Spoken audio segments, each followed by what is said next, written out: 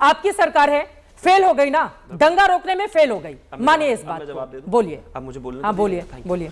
मैं अपने आप को इतना असहाय महसूस कर रहा हूं क्योंकि एक, मैं सब धर्मों का सम्मान करता हूं, दूसरा मुझे अपनी गर्दन बहुत प्यारी है, तीसरा मैं किसी के धर्म को क्रिटिसाइज नहीं करना चाहता, लेकिन महिलाओं को लेकर भी इस देश के एक धर्म के एक ग्रंथ में क्या क्या लिखा है, भाटी जी आपको दे दूंगा, आप पढ़ देना अगर आप में हिम्मत हो तो। दूसरी बात प्लीज रुकिए, प्लीज। मैं विरोध में अभी बोलने देंगे कि नहीं? चला जाऊं उठ के आप ही की तरह, जैसे आप एकदम ड्रामा करना शुरू कर देते हैं। रुकिए ना जरा प्लीज। दूसरा, मेरा नाम लेके प्लीज रुकिए ना, मैं चला नहीं आपके बीच में ना। दूसरे धर्मों को लेकर भी उसमें क्या कहा? मैं नहीं करना चाहता, प्लीज नहीं मानते। अब आइए, हिंदू मुस्लिम कौन, अभी तो आपको अपने आप बोलना था, अब हिंदू मुस्लिम कौन फैला रहा है सुनिए। संभल में पुलिस रिपोर्ट में कहा गया कि वहां पर पूरे तरीके से प्लानिंग के तहत दंगा हुआ। दंगा होने के बाद जिस तरीके से प्लान हुई, लोगों को अलग अलग जगहों से बुलाया गया, अलग अलग जगहों से बुलाने के बाद जो सर्वे टीम थी और जो पुलिस वाले थे उन पर पत्थरबाजी हुई। वहां पर जो गोलियां चली वो पाकिस्तान मेड और अमेरिका मेड थी। वहां पर 4 लोगों की जान गई, जिनका नाम था बिलाल, नईम, कैफ और अयान। उनको 5-5 लाख रुपए देकर आए राजकुमार भाटी जी की जो पार्टी है। पूछना जरा कुंभ वालों को कितना देकर आए, पूछना जरा बाकी जगह किसी और को देकर आए। जो लोग दंगा कर रहे हैं, जो लोग दंगा फैला रहे हैं, जो लोग ग्रुपिज्म कर रहे हैं, जो पत्थरबाजी कर रहे हैं, कानून हाथ में ले रहे हैं, बाबा साहब का कानून हाथ में ले रहे हैं, उनको 5-5 लाख रुपए दे रहे हैं आप। जमीयत उलेमा दे रही है 5-5 लाख रुपए और 1 करोड़ रुपए इनकी जो सांसद उन्होंने मांग की। कितना दिया आपने कुंभ वालों को? और उसको छोड़िए, जहां तक बात है, मैं कहता हूं दंगाई कोई से भी समाज से आता हो, किसी भी धर्म से आता हो, नहीं होना चाहिए। लेकिन यहां पर हिंदू मुस्लिम तो आप कर रहे हैं भाई। उद्धव ठाकरे तो आप दे रहे हैं कि बुलडोजर चला दीजिए। अब एक चीज बताइए, बुलडोजर क्यों नहीं चलेगा? आप जांच होने दीजिए, पता चलने दीजिए, चेहरों का पहचान होने दीजिए, सीसीटीवी फुटेज निकल कर आने दीजिए, पुलिस की रिपोर्ट निकल कर आने दीजिए। अब आप बैठ जाइए, समाजवादी की सरकार थोड़ी ना है। उसके बाद बोल दीजिए, 1 मिनट बोल दीजिए, फिर सबका ये बार बार एक्चुअली सबको सुनना चाहिए, बार बार ये मनुस्मृति और तमाम इश्यूज लाते हैं। आपको पता है कि ऋग्वेद के रचयिता जो थे उसमें एलिशु नामक एक संत, एक ऋषि थे, जिसके बारे में बाबा साहब अम्बेडकर लिखते हैं। वो कौन थे? दलित थे, शूद्र थे। मातंग कौन थे? शवपाक कौन थे? वशिष्ठ की माँ उर्वशी वैश्या थी, विश्वामित्र की माँ चंडालनी थी। सुन लीजिए, मैं बता रहा हूँ, नहीं विषय नहीं, मैं आपको ठीक कर रहा हूँ। जो आप गंदगी हिंदू समाज को लेकर फैलाते हैं ना, जाति पर, इसको सुन लीजिए ध्यान से, ठीक है? पराशर कौन थे? विश्वामित्र कौन थे? वेदव्यास कौन थे? ये सारे लोग जो थे ये शूद्र वर्ण के लोग थे, सारे असपर्श वर्ग के लोग थे, और इन्होंने ही सारी ऋचाओं की रचना करी, ठीक है ना? ऋचाओं की रचना करी। घोड़े पे चढ़ने सुन लीजिए, नहीं इसीलिए रखने को मार देते हो। समाज के अंदर कुछ नौकरी में नहीं ले रहे, समाज के अंदर कुछ कुरीतियां आई, एडमिशन नहीं देते। आप ये बताइए कि मुगल एरा के अंदर हैंसांग आए, फाइहान आए, तमाम आए ना, उन्होंने कुछ लिखा कास्टिज्म के ऊपर? नहीं लिखा। इसका मतलब एक जाति की रचना या असस्पृश्यता बाद की जननी है, उस समय की नहीं है। राजकुमार भाटी, मैं आपको प्रमाणित करके दे सकता हूं। वो आपकी बातों पे हंस रहे हैं, मेरी किताब है, पढ़िए उसको। ठीक है, बोलिए राजकुमार भाटी जी। ये केवल गुमराह करने वाली बात है, गुमराह नहीं है, यथार्थ और पूज्य बाबा साहब अम्बेडकर कह रहे हैं। मनुस्मृति पर 39 में क्लीन चिट दे रहे बाबा साहब, बोल लेने दो। 39 में क्लीन चिट दे रहे बाबा साहब अम्बेडकर। जिस व्यक्ति ने भारत का इतिहास और भारत की सामाजिक व्यवस्था पढ़ी है, वो कोई भी ये, हर कोई ये जानता है। मैं प्रोफेसर हूं भाटी साहब, मैं आपको इतिहास बता रहा हूं। हुआ है उस इतिहास के अंदर मातंग के ऋषि हुए, कुत्ता का भोजन करने वाला औरंगजेब पर रहते हैं, औरंगजेब पर रहते हैं। छुआछूत, भेदभाव, जातिवाद, ये सब गलत है, और इस पर कई बार हम बहस करते हैं, करते रहेंगे।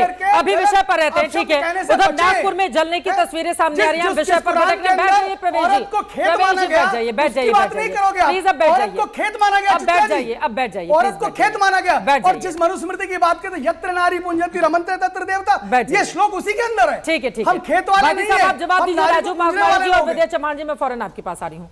नहीं, मुझे तो इस बात का आश्चर्य है कि इन ग्रंथों में स्त्रियों के खिलाफ बहुत खराब बातें लिखी हैं, और चित्रा त्रिपाठी एक स्त्री होते हुए उसका समर्थन कर रही हैं। पता नहीं इसकी क्या वजह है। आप आगे मुझे सर्टिफिकेट देने के लिए, आप आगे मुझे मैंने बताया कि मनुस्मृति में लिखा हुआ है यत्र नार्यस्ति पूज्यन्ते रमन्ते तत्र देवता। हम लोग हर जगह इस बात का जिक्र करते हैं, और राजकुमार भाटी जी मुझे लगता है व्यक्तिगत पत्रकारों को छोड़ देनी चाहिए। यहाँ पर औरंगजेब पर चर्चा क्या हो रही है, लेकर आ रहे हैं आप मनुस्मृति, औरंगजेब और मनुस्मृति को क्या आपस में जोड़ा जा सकता है? राजकुमार भाटी जी, सीता जी की अस्मिता पे रामायण किस पे हुई है? नहीं राजकुमार भाटी जी, आप अगर इस तरह की टिप्पणी आप कहेंगे, मनुस्मृति का आप जिक्र करेंगे और मैं उसका एक श्लोक सुना दूंगी तो आप चिढ़ जाएंगे, ये ऐसे तो नहीं चलेगा ना सर। और आप रामचरितमानस के पंक्तियों का गलत अर्थ में लोगों को, मुझे जानकारी है ना, मैंने पढ़ी है, मैंने उस पर रिपोर्टिंग की है, मैंने उस पर उससे जुड़े हुए विद्वानों से बातचीत की है कि ये क्या है कि सब ताड़न के अधिकारी, तो उस पर लोगों ने बताया था, लेकिन उस पर नहीं जाते हुए सर बहुत डिबेट हुई है। आप ही के समाजवादी पार्टी के नेता, जिसको बाद में आप लोगों ने निकाल दिया, उन्होंने जब इस बारे में रामचरितमानस पर टिप्पणी, मैंने खूब उस पर डिबेट की थी। हमारे ही पडरौना के रहने वाले कुशीनगर के, मैं अच्छे से जानती हूँ उनको, फाजिल नगर से चुनाव भी हार गए थे, उस पर नहीं जाते हैं सर, मेन मुद्दे पर रहते हैं औरंगजेब।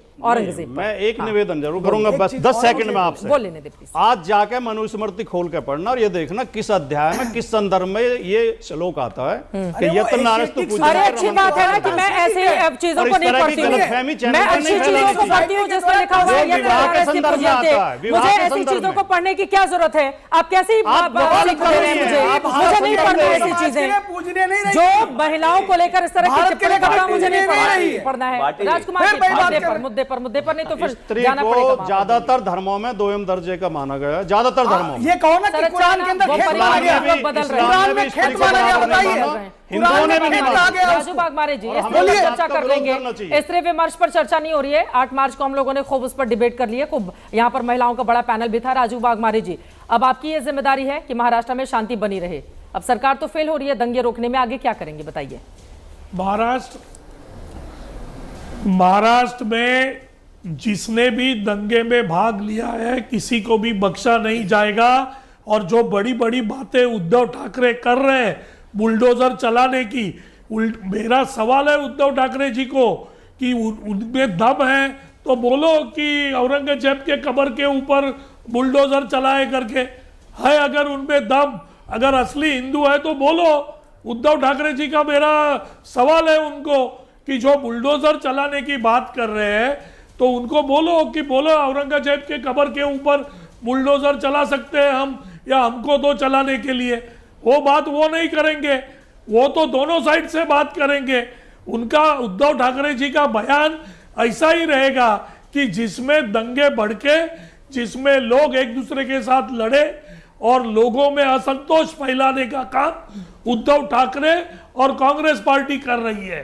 तो इस महाराष्ट्र के अंदर जो भी दंगे फैलाएंगे उस दंगेखोर को शासन करने का काम महायुति की सरकार करेगी। हमने सबका सीसीटीवी हमारे पास है, सबके वीडियो शूटिंग्स हमारे पास है, हम किसी को छोड़ने वाले नहीं है, चाहे वो किसी भी समाज का हो। इस महाराष्ट्र के अंदर पूरी तरह से शांति और अमन और प्रगति के और महायुति इस महाराष्ट्र को लेके जा रही है, तो हम किसी को बख्शने वाले नहीं है।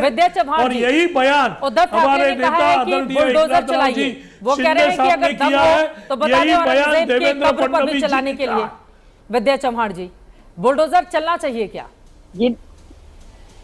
जी देखिए, मैं आपको ये बताना चाहती हूँ कि हमारे को या हमारे उद्धव जी हो, शायद शरद पवार साहब हो, किसी को भी औरंगजेब से कोई प्यार नहीं है। हम लोग ये चाहते हैं कि इतिहास का कोई भी पन्ना जो अपने को अच्छा लगे चाहे बुरा लगे, अपने को उसको फाड़ने का कोई अधिकार नहीं है। क्या स्वतंत्रता आंदोलन में जालियनवाला बाग जैसी घटना हुई तो हम लोग उसको मिटा सकते हैं क्या? तो मुझे ये कहने का मतलब है कि छत्रपति शिवाजी महाराज को मारने के लिए स्मारक किसके बनते हैं? लेकिन अफजल खान स्मारक किसके बनते हैं? स्मारक कब्र शिवाजी महाराज ने बनाया था, इतना आप मत भूलिए। तो ये हिस्ट्री का पन्ना फाड़ने का उसको जूते मारने के लिए बनाई गई है। ये सिर्फ भाजपा जूते मारने के लिए बनाई गई थी। नहीं है तो बोलो ना, उसको जूते मारने के लिए बनाई गई थी।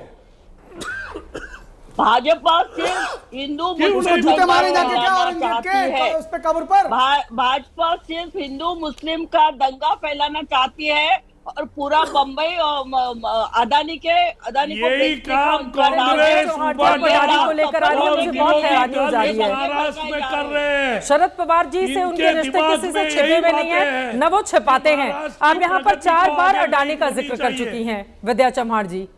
पूरा मुंबई अदानी को बेचने का काम चल रहा है एक जगह, और दूसरी जगह अडानी के मामले में पूरा चुनाव लड़ चुके हैं आप लोग महाराष्ट्र का। आपने गले अडानी को लगाया लेकर है, पूरा चुनाव लड़ चुके हैं महाराष्ट्र औरंगजेब को का। किसने गले लगाया है? अभी अडानी पर नहीं, उबाटा ने और औरंगजेब पर यहाँ विरोधी पर दल ने तो औरंगजेब को गले लगाया है। आपने विरोधी दल ने औरंगजेब को गले में लगाया है। एकनाथ शिंदे जी ने अरे उसका तस्वीर, औरंगजेब की तस्वीर गले में डाल के घूमो। कांग्रेस वाले और उबाटा के लोग और एनसीपी के लोगों ने औरंगजेब की तस्वीर गले में डाल के घूमना चाहिए।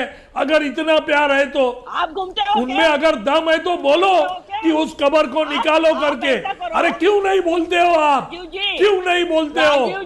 क्यों प्यार है आपको औरंगजेब राजनीतिक के बारे बयानबाजियां में? तो जारी रहेंगी, लेकिन ये बात भी सच है कि औरंगजेब की कब्र जिसके रखरखाव की जिम्मेदारी एएसआई की है, वो बना था 14 रुपए में जिस समय उसका निर्माण किया गया था, लेकिन 2 लाख रुपए उसके रखरखाव पर